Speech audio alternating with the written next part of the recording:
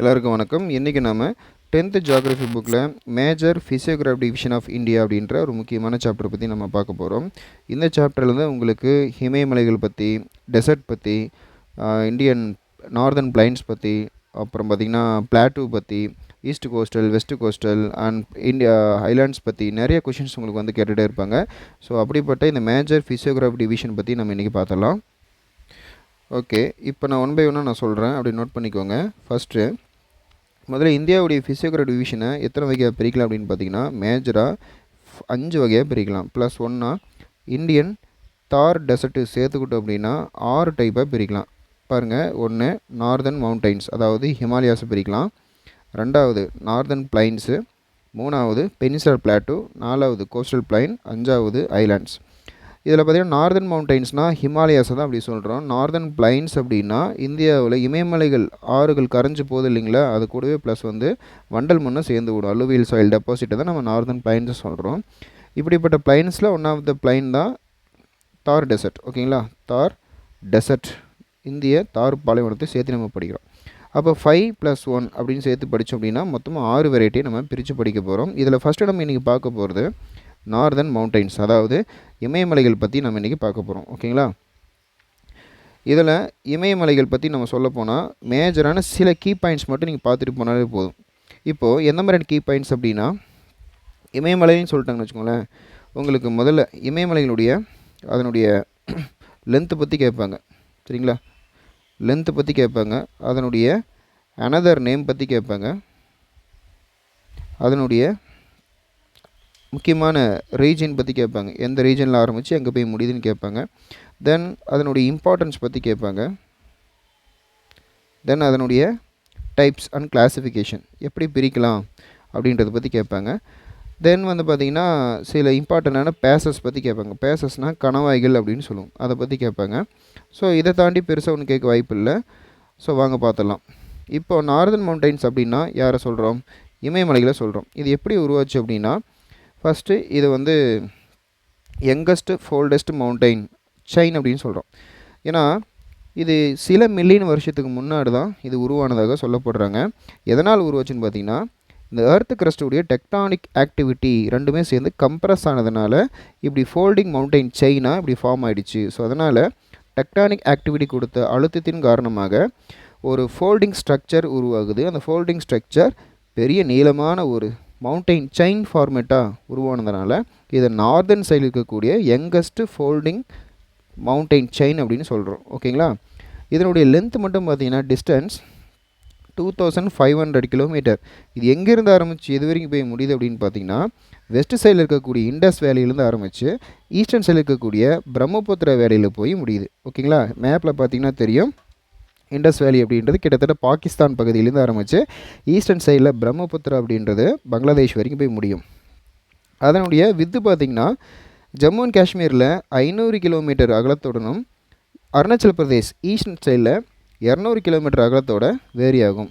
அது மட்டும் இல்லாமல் இப்போது இந்த ஹிமாலயாஸுக்கும் சென்ட்ரல் ஏஷியாவுக்கும் நடுவில் பார்த்திங்கன்னா ஒரு இடம், முக்கியமான ஒரு மலைப்பகுதி இருக்குது. அதுக்கு பேர் தான் பாமீர் நாட் அப்படின்னு சொல்லுவோம். பாமீர் நாட்னா 2 கயிறை ஒன்றா முடிச்சு போட்டோம் அப்படின்னா பார்க்க எப்படி இருக்கும், ஒரு முடிச்சு நாட்டு மாதிரி இருக்குமா. அதனால தான் இந்த சென்ட்ரல் ஏஷியாவுடைய ஹையஸ்ட் மவுண்டைன் ரேஞ்சும் ஹிமாலயஸுடைய ஹையஸ்ட் மவுண்டைன் ரேஞ்சும் ஒன்றோட மோதிக்கக்கூடிய பகுதிகளில் தான் இந்த பாமீர் நாட்டு இருக்குது. ஸோ இந்த பாமீர் நாட்டுக்கு தான் இன்னொரு பேர்னா ரூஃப் ஆஃப் த வேர்ல்டுன்னு சொல்கிறோம். ரொம்ப முக்கியமான ஒரு கொஷின், பார்த்துக்கோங்க. அடுத்தது இந்த பாமீர் நாட்டு அப்படின்றது மேலே நார்தர்ன் சைட்லேருந்து கீழே ஈஸ்ட் வாடா எப்படி போகுதுன்னா ஒரு ஆர்க் ஷேப்பில் ஒரு வில் போன்ற ஒரு அமைப்பின் மூலியமாக கீழ் நோக்கி போகுது அப்படின்னு சொல்லலாம். அடுத்தபடியாக ரொம்ப இம்பார்ட்டண்ட், இப்போ நம்ம ஹிமாலயான்னு சொல்லக்கூடிய இந்த டேர்ம் வந்து இங்கிலீஷ் டேர்ம் கிடையாது, சான்ஸ்கிரிட், அதாவது சமஸ்கிருத சொல் அப்படின்னு சொல்லுவோம். இதுக்கான மீனிங் பார்த்திங்கன்னா அபோர்ட் ஆஃப் ஸ்னோன்னு சொல்லுவோம். அப்படின்னா பனியின் உறைவிடம் அப்படின்னு சொல்லுவோம். பனியின் உறைவிடம் அப்படின்னா பனி எப்பவுமே நிரந்தரமாக உறைந்து கொண்டே இருக்கக்கூடிய ஒரு பகுதி தான் பனியின் உறைவிடம் சொல்லுவோம். இப்போ இமாலயாஸ் எப்படி இருக்குது அப்படின்னா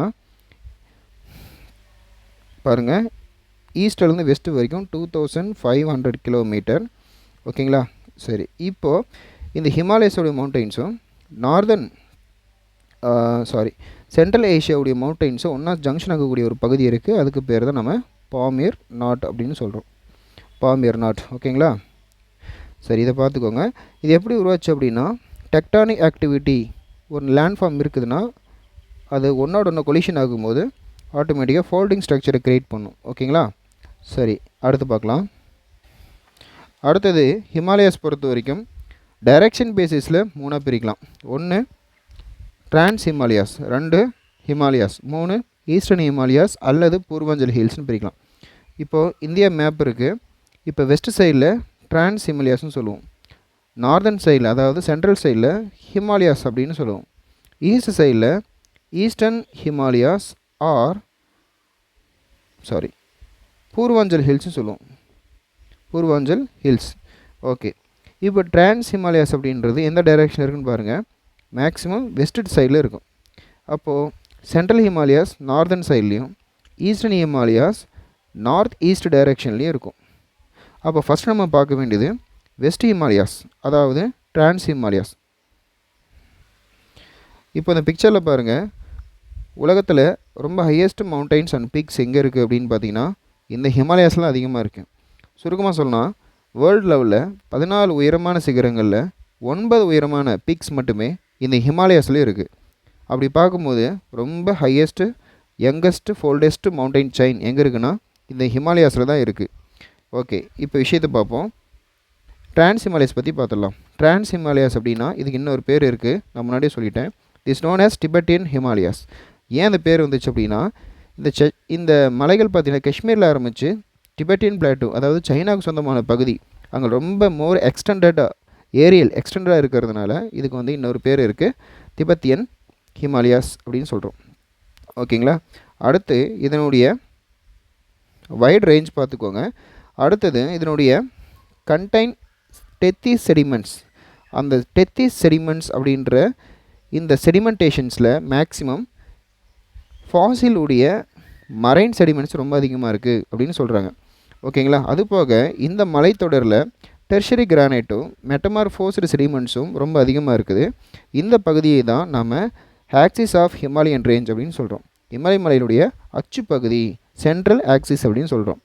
இந்த ஆக்சிஸ் ஒட்டி முக்கியமான சில ப்ராமினன்ட் மவுண்டைன்ஸ் அப்படின்னு சொன்னோம்னா ஜாஸ்கர், லடாக், கைலாஷ் அண்ட் காரக்கோரம், இது போன்ற முக்கியமான மலைத்தொடர்கள்லாம் இங்கே அதிகமாக இருக்குது அப்படின்னு சொல்கிறோம். ஓகேங்களா?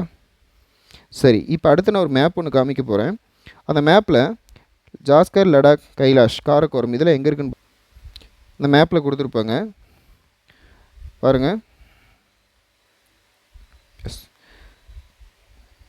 எஸ் இப்போ பாருங்கள், இது கைலாஷ் ரேஞ்ச்.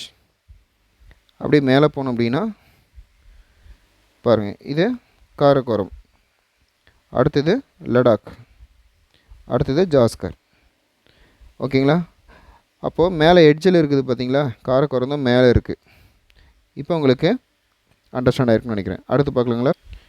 அடுத்து பார்க்கும்பொழுது இந்த ஹிமாலயாஸ் இருக்குது இல்லைங்களா, அது சென்ட்ரல் சைடில் இருக்குது. இந்த ஹிமாலயாஸ் பொறுத்த வரைக்கும் எப்படி உருவாச்சு அப்படின்னா யுரேஷியன் பிளேட்டும் கோண்ட்வானா பிளேட்டும் ஒன்றோட ஒன்று மோதிக்கிறதுனால, அதாவது கம்ப்ரெஷன் ஆக்டிவிட்டினால் கடைசி என்ன கிடைக்குதுன்னா அது ஹிமாலயாஸாக நமக்கு கிடைக்குது. இது உங்களுக்கு புரியும்படி நான் சொல்லணும் அப்படின்னா, இப்போ இருக்கிற மாதிரி முன்னெல்லாம் பல கோடி வருஷத்துக்கு முன்னாடி வேர்ல்டு கிடையாது, நம்மளுடைய பூமி கிடையாது. நம்ம வேர்ல்டு எப்படி இருந்துச்சு அப்படின்னா ஒரு ஷேப்லெஸ்ஸாக ஒரு தட்டையான ஒரு பிளேட் மாதிரி இருந்திருக்கு. அதில் ஒன்றா இருந்த ஒரே லேண்ட்ஃபார்ம் மட்டும்தான் இருந்துச்சு. இந்த லேண்ட்ஃபார்முக்கு நடுவில் டெத்திஸ் அப்படின்ற ஒரு சின்ன கடல் உள்ளே பூந்துருச்சு. உள்ளே பூந்த உடனே இது ஒரு தனி லேண்ட்ஃபார்ம் ஆகும், இது ஒரு தனி லேண்ட்ஃபார்மும் தனித்தனியாக பிரிஞ்சு போயிடுச்சு. அதுக்கப்புறமா காலங்கள் சுற்றுது, பல வருஷங்கள் ஆகுது. இப்போ ஆப்போசிட்டாக ஒன்றோட ஒன்று கம்ப்ரெஷன் ஆகிக்குது. ஓகேங்களா? அப்போது ஒன்றோட ஒன்று மோதிக்கிறதுனால நார்தர்னில் யுரேஷியா அப்படின்ற இந்த யுரேஷியா இருக்கு இல்லையா, இந்த லேண்ட்ஃபார்ம், கீழே இருக்கிறாரு கோண்டுவானா, இந்த லேண்ட்ஃபார்ம் ரெண்டும் ஒன்றோட ஒன்று மோதிக்கிறதுனால நடுவில் இருந்த டெத்திஸ் அப்படின்ற ஒரு செடிமெண்டேஷன் ஃபுல்லாக மலைகளை போய் டெபாசிட் ஆகிடுது. அப்போ ரெண்டு பக்கமும் ஆப்போசிட் லேண்ட்ஃபார்ம் ஒன்றோட ஒன்று மோதிக்கிறதுனால ஒரு ஃபோல்டிங் ஸ்ட்ரக்சர் க்ரியேட் ஆகுது. அதனால் வந்த ஒரு இமயமலைகள் தான் இப்போ இருக்கக்கூடிய நார்தர்ன் மவுண்டைன்ஸ் அப்படின்னு சொல்கிறோம். ஓகேங்களா? எஸ். இப்போ இந்த இமயமலைகளையே 3ஆக பிரிக்கிறோம். சரிங்களா? அதாவது நார்தன் சைடில் இருந்த இமயமலைகளையே 3 பிரிக்கிறோம். ஒன்று ஹிமாலயாஸ், கிரேட்டர் ஹிமாலயாஸ், அதுக்கு பேர் ஹிமாத்ரி. ரெண்டாவது லெசர் ஹிமாலயாஸ், ஹிமாச்சல். மூணாவது அவுட்டர் ஹிமாலயாஸ், ஷிவாலிக். முன்ன பார்த்தோம் இல்லைங்களா, சென்ட்ரல் ஹிமாலயாஸ். இதையே 3 பிரிக்கிறோம். ஹிமாத்ரி, ஹிமாச்சல், ஷிவாலிக். ஃபஸ்ட்டு நம்ம ஹிமாத்ரியில் என்னெல்லாம் இருக்குது அப்படின்றத பார்த்துடலாம். ஹிமாத்ரியை பொறுத்த வரைக்கும் உங்களுக்கு என்ன கொஷின் கேட்பாங்க அப்படின்னா, அதனுடைய ஆவரேஜ் ஹைட்டு பற்றி கேட்பாங்க. ஹிமாலயஸ் பார்த்திங்கன்னா இதனுடைய ஆவரேஜ் ஹைட் 6000 மீட்டர். அதுவும் இல்லாமல் இங்கே ரிசீவ்டு ரெயின்ஃபால் பொறுத்த வரைக்கும் ரொம்ப ரொம்ப கம்மியாக தான் இருக்குது அப்படின்னு சொல்லியிருக்காங்க. அடுத்தது இங்கே இருக்கக்கூடிய முக்கியமான மலைகள் பார்த்திங்கன்னா முக்கியமாக ஃபிசிக்கல் வெதரிங்னால் எரோஷன் ஆகிருக்கு அப்படின்ற மாதிரி சொல்லியிருக்காங்க. அது மட்டும் இல்லாமல் இந்த மலைகள் ரொம்ப எதுக்கு ஃபேமஸ் அப்படின்னு பார்த்தீங்கன்னா, ஹிமாலயாஸ் மவுண்டன் ரேஞ்ச் இருக்குது இல்லைங்களா, மவுண்ட் எவரெஸ்ட், இதனுடைய ஹைட் பார்த்திங்கன்னா 8848 metres from the sea level அப்படின்னு சொல்லியிருக்காங்க. அது ரொம்ப ரொம்ப முக்கியம். அது மட்டும் இல்லாமல் கஞ்சன்ஜங்கா அப்படின்ற ஒரு முக்கியமான பீக் பார்த்திங்கன்னா நேபாள் அண்ட் இப்போது கஞ்சன்ஜங்கா அப்படின்றது பார்த்திங்கன்னா 8586 மீட்டர். எவரெஸ்ட் எங்கே இருக்குதுன்னு பார்த்தீங்கன்னா நேபாள்லேயும், கஞ்சன்ஜங்கா இருக்குன்னா பெட்வீன் நேபாள் அண்ட் சிக்கிம் நடுவில் இருக்குது. இது ரொம்ப முக்கியம், பார்த்துக்கோங்க. அடுத்ததாக ஒரு டேபிள் காமிக்கிறேன். அந்த டேபிளில் அந்த ஹிமாலயாஸில் இருக்கக்கூடிய மொத்த உயரமான பீக்ஸ், அதனுடைய ஹைட், அது எந்த கண்ட்ரியில் இருக்குது, நேபாள் இருக்கா, இந்தியாவில் இருக்கான்றத ஒரு டேபிள் மாதிரி காமிக்கிறேன், அதை பார்த்துக்கோங்க. அடுத்தது இருக்கிறதுல இது ரொம்ப கண்டினியூஸான ரேஞ்ச் அப்படின்னு சொல்லியிருக்காங்க. அது மட்டும் இல்லாமல் இதில் நிறைய glaciers also available. Gangotri, Yamunotri, Sikkim, இதெல்லாம் பார்த்திங்கன்னா ஒரு வற்றாத ஜீவநதிகளுடைய பிறப்பிடம் அப்படின்னு சொல்லலாம். வற்றாத ஜீவநதினா இண்டஸ், கங்கா, இந்த மாதிரி பிரம்மபுத்திரா, இந்த மாதிரியான ரிவர்ஸ் இங்கேருந்து தான் நமக்கு ஆரிஜினேட் ஆகுதுன்ற மாதிரி சொல்லியிருக்காங்க. அடுத்தது போகிற போக்கில் ஒரு பாக்ஸ் இன்ஃபர்மேஷன் நான் சொன்னேன் இல்லையா, வேர்ல்டு வைடாக இருக்கக்கூடிய 14 உயரமான பீக்ஸில் அவுட் ஆஃப் 14 பீக்ஸில் 9 பீக்ஸ் நம்மளுடைய ஹிமாலயாஸில் தான் இருக்குது அப்படின்றத சொல்லியிருக்காங்க. ஸோ அதனால தான் இந்த maximum number of highest peaks situated in Himalayan ranges. அடுத்து பார்த்திங்கன்னா லெசர் ஹிமாலயா. இதை பொறுத்த வரைக்கும் ஆவரேஜ் ஹைட்டு பொறுத்த வரைக்கும் 3700 to 4500 மீட்டர் வரைக்கும் இருக்குது. இதனுடைய வித்து அப்படின்றது கிட்டத்தட்ட 80 கிலோமீட்டர் வரைக்கும் வித் வேரியேஷன் ஆகும். இங்கே இருக்கக்கூடிய முக்கியமான சில மவுண்டெயின்ஸ் அப்படின்னா பாருங்கள், பிர்பாஞ்சல், தௌலத்தார், மகாபாரத், இதெல்லாம் ரொம்ப முக்கியம்னு சொல்லலாம். அதுபோக சில tourism spot also available. Shimla, Mussoorie, Nainital, Almora, Ranikhet, Darjeeling, இந்த மாதிரியான நிறைய பிளேசஸும் அவைலபிளாக இருக்குது. ஸோ இதெல்லாமே மேஜர் ஹில் ஸ்டேஷன்ஸ் அப்படின்னு சொல்கிறோம். அடுத்தபடியாக அவுட்டர் ஹிமாலயா சொல்லக்கூடிய ஷிவாலிக் ரேஞ்சஸ். இந்த ஷிவாலிக் பொறுத்த வரைக்கும் இது எங்கேருந்து ஸ்டார்ட் ஆகுதுன்னு பார்த்தீங்கன்னா, இது ஜம்மு காஷ்மீர்லேருந்து ஸ்டார்ட் ஆகி அஸ்ஸாம் வரைக்கும் எக்ஸ்டெண்ட் ஆகிருக்கு. அதுவும் இல்லாமல் இந்த மலைகள் எதனால் உருவாச்சுன்னா, டிப்ரீஸ்னு சொல்லக்கூடிய இந்த வேஸ்டேஜஸ்லேருந்து உருவாகிருக்கு இந்த மலைகள் ஃபுல்லாகவே, சரிங்களா. அடுத்தது இதனுடைய ஹைட்டு பார்த்திங்கன்னா 900 to 1100 மீட்டர்ஸ் வரைக்கும் ஆவரேஜாக வேரியேஷன் ஆகும். பட் இருந்தாலும் ஆவரேஜாக 1000 மீட்டர் ஃப்ரம் த சீ லெவல்னு சொல்லியிருக்காங்க. அடுத்தது Shivalik varies from 10 kilometre in the east and 50 kilometre in the west. அதனுடைய வித்து வேரியேஷன் ஆகிட்ருக்கும். அடுத்தது இது ரொம்ப ரொம்ப டிஸ்கண்டினியூஸ் ரேஞ்ச் அப்படின்னு சொல்லியிருக்காங்க. அதுவும் இல்லாமல் இங்கே ரொம்ப அதிகமான அளவில் லாங்கிடியூட்னல் வேலிஸ் ஆல்சோ ஃபவுண்ட் அப்படின்னு சொல்லியிருக்காங்க. லாங்கிடியூட் வேலிஸ்னால் அதிகப்படியான பள்ளத்தாக்குகள் அப்படின்னு சொல்கிறோம். இந்த பள்ளத்தாக்குகளை ரெண்டாக பிரிக்கலாங்க. ஒன்று பார்த்திங்கன்னா இந்த டியூன்ஸ் அப்படின்றது வெஸ்ட் சைடில், அடுத்தது டூயர்ஸ் அப்படின்றது ஈஸ்ட் சைடில் இருக்கக்கூடிய வேலிஸ் அப்படின்னு சொல்லலாம். ஓகேங்களா. அடுத்தது பூர்வாஞ்சல் ஹில்ஸ்னு சொல்லலாம். பூர்வாஞ்சல் அப்படின்றது ஈஸ்ட் பிரான்ச்சஸ் ஆஃப் ஹிமாலயாஸ். இந்த பூர்வாஞ்சல் ஹில்ஸ் அப்படின்றது ஈஸ்டர்ன் ஆஃப்ஷூட் ஆஃப் ஹிமாலயாஸ். இந்த பகுதிகளை தான் நம்ம பூர்வாஞ்சல் ஹில்ஸ் சொல்கிறோம். எதெல்லாம் சேர்த்து அப்படின்னு சொல்லி பார்த்திங்கன்னா, இந்தியாவுடைய பார்டர்லையும் மியான்மர் பார்டர்லையும் ரெண்டுக்கும் நடுவில் இருக்கக்கூடியது தான் பூர்வாஞ்சல் ஹில்ஸ்னு சொல்கிறோம். அதுவும் இல்லாமல் என்னென்ன மாதிரி மலைகள்லாம் பார்த்திங்கன்னா, டாஃப்லா, அபோர், மிஸ்மி, பர்காய்பம் ஹில்ஸ், நாகா, மணிப்பூர், மிசோ, திரிபுரா, மிக்கீர், காரோ, காசி, ஜெயந்தியா, இது எல்லாமே சேர்த்து தான் என்ன சொல்கிறோன்னா பூர்வாஞ்சல் ஹில்ஸ் சொல்கிறோம். ஓகேங்களா. இம்பார்ட்டன்ஸ் ஆஃப் ஹிமாலயாஸ் அப்படின்னா, சவுத் வெஸ்ட் மான்சூனை பிளாக் பண்ணி ஹையஸ்ட் ரெயின்ஃபால் இன் நார்தன் இந்தியா அப்படின்னா, ஹையஸ்ட் ரெயின்ஃபால் நார்த் இந்தியாவுக்கு சவுத் வெஸ்ட் மான்சூனை காற்றை தடுத்து நிறுத்தி நிறைய மழைப்பொழிவு ஏற்படுத்துது. நேச்சுரல் பேரியராகவும் இருக்கிறதுனால அவ்வளோ சீக்கிரம் தேர்ட் பர்சன் சோல்ஸ் உள்ளே வர முடியாது. நிறைய பெர்னியல் ரிவர்ஸ், வற்றாத ஜீவ நதிகள்னு சொன்னோம் இல்லையா, இண்டஸ், கங்கா, பிரம்மபுத்திரா, இந்த மாதிரி நதிகள்லாம் இந்த பனிமலைகளில் பிறக்குது.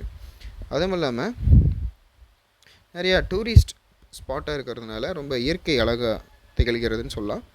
அடுத்தது அமர்நாத், கேதார்நாத், பத்ரிநாத், வைஷ்ணவி தேவி, இது போன்ற டெம்பிள்ஸ்லாம் அங்கே நிறைய இருக்குது. இந்த டெம்பிள்ஸில் ஒன்றா சேர்த்து நம்ம என்ன சொல்லுவோம், பில்கிரிம் சென்டர்ஸ், புனித தலங்கள், எனக்கு புனித தலங்கள்னு சொல்லுவோம். அடுத்தது நிறைய ஃபாரஸ்ட் பேஸ்ட் இண்டஸ்ட்ரீஸ்க்கு நிறைய ரா மெட்டீரியல்ஸை ப்ரொவைட் பண்ணுது. அடுத்தது இது சென்ட்ரல் ஏஷியாவிலேருந்து வரக்கூடிய கோல்டு விண்டை ப்ரொடெக்ட் பண்ணுது, இந்தியாவுக்குள்ளே வர விடாமல் தடுக்குது. ஸோ சிவியர் கோல்டு அதை தடுத்து நிறுத்துது. ஹிமாலயாஸ் ஆல்வேஸ் ஒரு பிக்கஸ்ட் ஒரு ரிச் பயோடைவர்சிட்டி அப்படின்னு சொல்லலாம். ஓகேங்களா, நல்லா கவனித்து பாருங்கள்.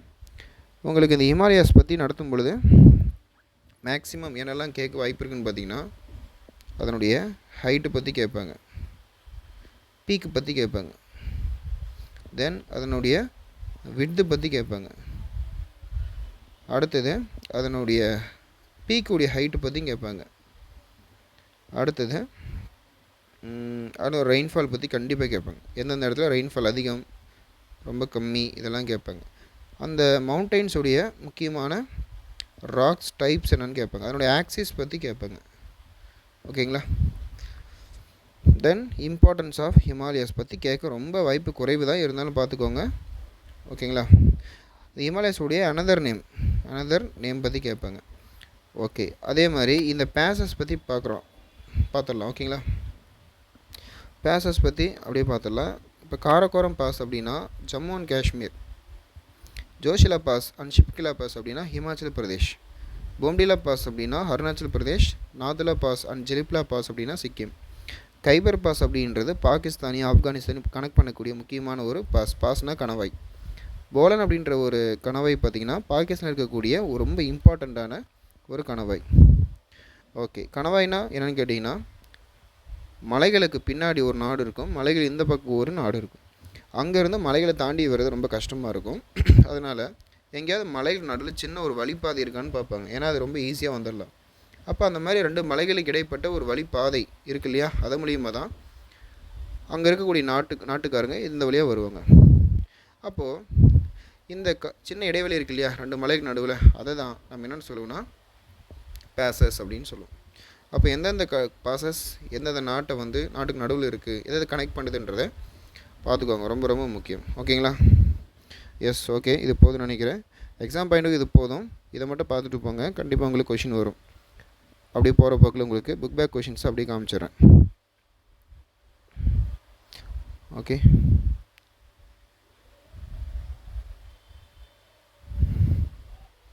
ஓகே, இது ஸ்கூல் ஸ்டூடெண்ட்ஸ்க்கு தான் கொடுத்துருக்காங்க. இது ஸ்டேட்மெண்ட்டாக கேட்டிருக்காங்க. இது கொஷினுக்கு இதை நம்ம எடுத்துக்க முடியாது. ஓகே, ஸ்டூடெண்ட்ஸ், இது சம்மந்தப்பட்ட அடுத்த கொஷின்ஸ் நம்ம அடுத்த வீடியோவில் பார்க்கலாம். Thank you so much.